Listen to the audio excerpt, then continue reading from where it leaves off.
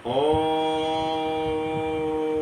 सपर्यगात शुक्रमकायम् अभ्रणवशनाविर्शुद्धम पापविद्धं कविर्मनीषी परिभूषयं भूयथा तथ्यतो अर्थान् विदधात शाश्वतीभ्यः क्षमाभ्यः।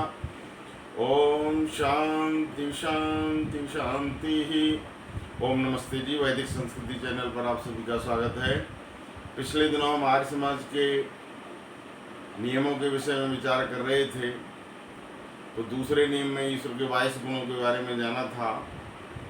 इसके आगे महर्षि कहते हैं कि उसी की उपासना करनी योग्य है। उपासना का विषय प्रारंभ करने से पहले एक भजन लेंगे।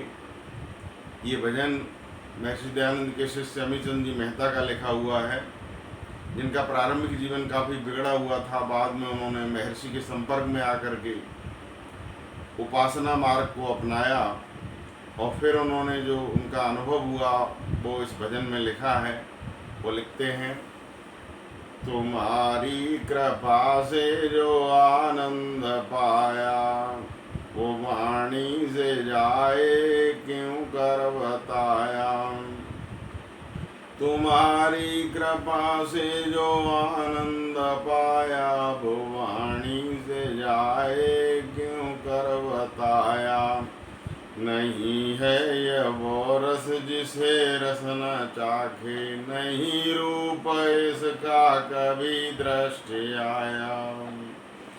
नहीं है यह गुण गंध जो घ्राण जाने, नहीं है यह गुण गंध जो घ्राण जाने। त्वचा से न जाए छुआ और छुआया।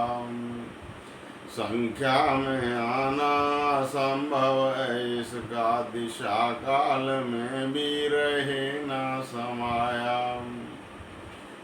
संख्या में आना संभव है इसका, दिशा काल में भी रहे ना समाया।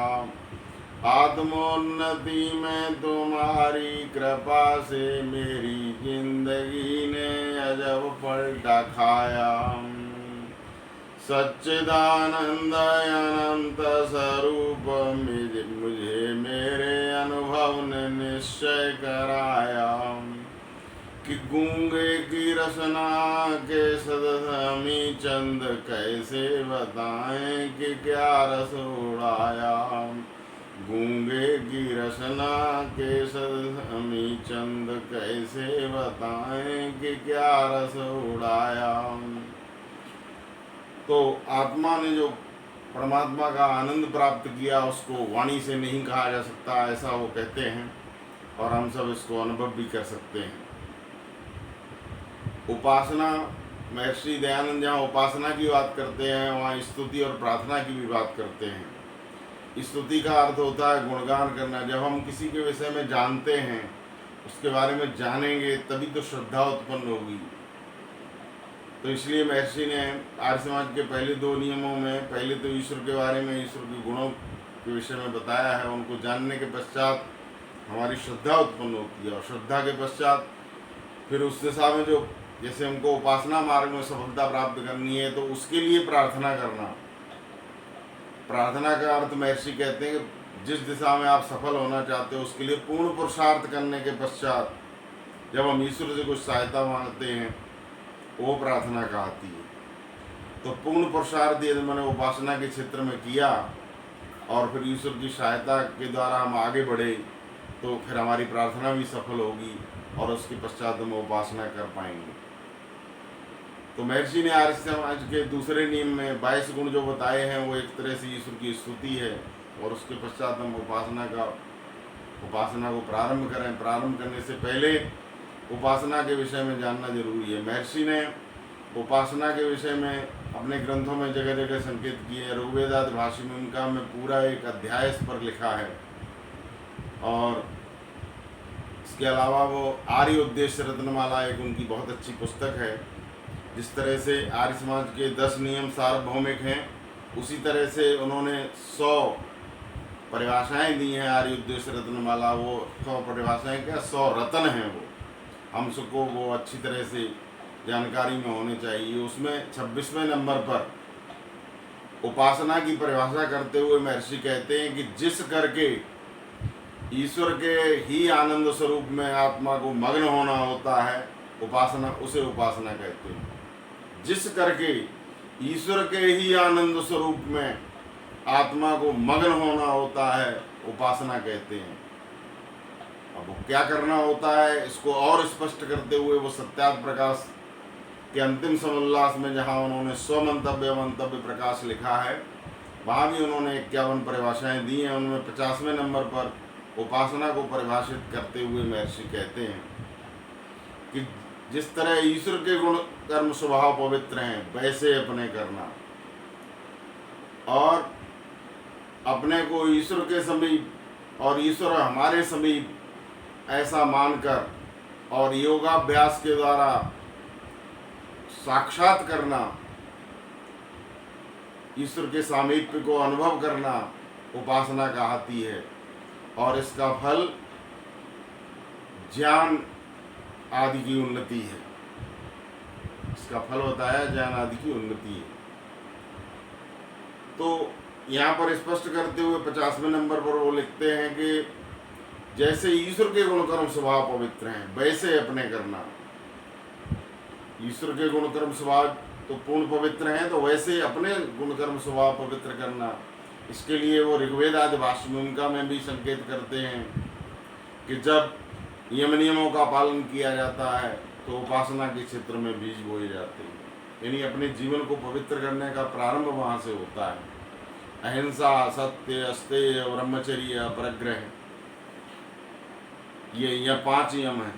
लेकिन हम आर्य समाज के दूसरे नियम में यदि हम देखेंगे तो वहाँ भी महर्षि ने ये 5 जो यम हैं, इनको दूसरे नियम के अंतर्गत भी कह दिया है। वो कहते हैं ईश्वर सच्चिदानंद स्वरूप, निराकार, सर्वशक्तिमान, न्यायकारी, दयालु, अजन्मा, अनंत, निर्विकार, अनादि, अनुपम, सर्वाधार, सर्वेश्वर, सर्वव्यापक, सर्वांतर्यामी, अजर, अमर, अभय, नित्य पवित्र और सृष्टि करता है, उसी की उपासना करनी योग्य है। और वो कहते हैं कि जिस तरह के ईश्वर के गुणकर्म स्वभाव पवित्र हैं, वैसे अपने करना। ये ईश्वर के जो 22 गुण उन्होंने बताए हैं, यहाँ पर ये हम देखेंगे कि यहाँ पर भी 5 यम को उन्होंने अपने ढंग से कह दिया है। जैसे यमों के अंतर्गत अहिंसा आता है। अहिंसा की संगति अभय से बैठती है। ना हम किसी से डरें, ना किसी को डरावें। तो इसका अर्थ है हम अहिंसा का पालन कर रहे हैं।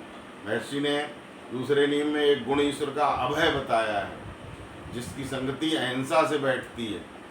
इसी तरह से अस्तेय का अर्थ है हम किसी के हक को नहीं लें, जिसका अधिकार है उसी को मिले, यानी हम न्यायकारी बने। परमपिता परमात्मा न्यायकारी है, हम भी न्यायकारी बने। इसको यमों के अंतर्गत कहा। अहिंसा, सत्य, अस्तेय, ब्रह्मचर्य, अपरिग्रह। जैसे सत्य है दूसरा, तो सत्य का अर्थ है निर्विकार, कोई विकार नहीं। महर्षि दूसरे नियम में निर्विकार शब्द लाते हैं। अहिंसा, सत्य, अस्तेय का अर्थ है न्यायकारी। अहिंसा, सत्य, अस्तेय, ब्रह्मचर्य। ब्रह्मचर्य की संगति पवित्र से बैठती है, हमारा जीवन पवित्र हो। और फिर अपरिग्रह, वो कहते हैं कि परमात्मा दयालु है। जब हम दूसरों के प्रति दया का भाव रखेंगे तो आवश्यकता से अधिक वस्तुओं का संग्रह नहीं करेंगे। तो इस तरह से वो कहते हैं कि जैसे ईश्वर के गुणकर्म स्वभाव पवित्र हैं, वैसे अपने करना। तो इसमें 5 तो यम तो आर्य समाज के दूसरे नियम में आ गई। एक तो अभय, निर्विकार, पवित्र, दयालु और न्यायकारी। इनकी संगति 5 यमों से बैठती है। इनका हम पूर्ण पालन करें, नहीं हम 5 यमों का पालन कर रहे हैं। इसके अलावा और भी जो ऋषि ने ईश्वर के गुण बताए हैं, उनको अपने जीवन में अपनाएं। उदाहरण के लिए परमपिता परमात्मा सर्वव्यापक है, सर्वांतर्यामी है। उससे छिप करके कोई व्यक्ति कोई गलत कार्य कभी कर ही नहीं सकता, तो उसका जीवन अपने आप ही पवित्र होगा। और वो ब्रह्मचर्य में जीवन होगा। इसी तरह से ईश्वर नित्य है, हमको नित्य आनंद पाना है तो ईश्वर की उपासना करें। ईश्वर अनंत है, जीवात्मा का सामर्थ्य अल्प है, हम ईश्वर की उपासना क्यों करें? क्योंकि हम अधूरे हैं, परमात्मा पूरा है। वेद के एक मंत्र में आया है, अकामो धीरो अमृता स्वयंभू रसेन तप्तो न कुतश्चनु।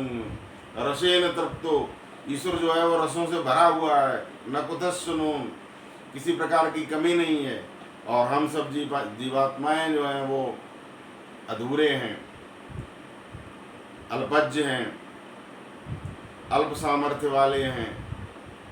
और यदि हमको सामर्थ्य पाना है, ज्ञानवान बनना है, किसी भी क्षेत्र में सामर्थ्य को बढ़ाना है, तो हमको ईश्वर की उपासना करनी चाहिए।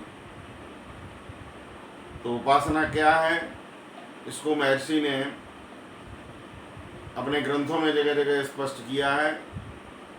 आर्य उद्देश्य रत्नमाला में वो कहते हैं कि जिस करके ईश्वर के ही आनंद स्वरूप में आत्मा को मग्न होता है, उपासना कहलाती है। और वो क्या करना होता है, इसको सत्यार्थ प्रकाश के अंतिम समोल्लास में स्वमंतव्य में 50वें नंबर पर वो स्पष्ट कर देते हैं कि जैसे ईश्वर के गुण कर्म स्वभाव पवित्र हैं, वैसे अपने करना नहीं। प्रारंभिक प्रयास हमको ये करना पड़ेगा कि जैसे ईश्वर के गुण कर्म स्वभाव पवित्र हैं, वैसे हमारे भी गुण कर्म स्वभाव पवित्र हों। और ईश्वर को अपने समीप, ईश्वर को सर्वव्यापक और अपने को व्याप्य मानते हुए हमारे समीप ईश्वर और हम उसके समीप हैं, ऐसा प्रत्यक्ष साक्षात्कार योगाभ्यास के माध्यम से करना उपासना कहलाती है। ये ऋषि ने लिखा है। और वो उपासना कैसे करनी चाहिए, इसके विषय में अगले वीडियो में विचार करेंगे। इसी के साथ मैं अपनी वाणी को विराम देता हूँ। धन्यवाद, नमस्ते।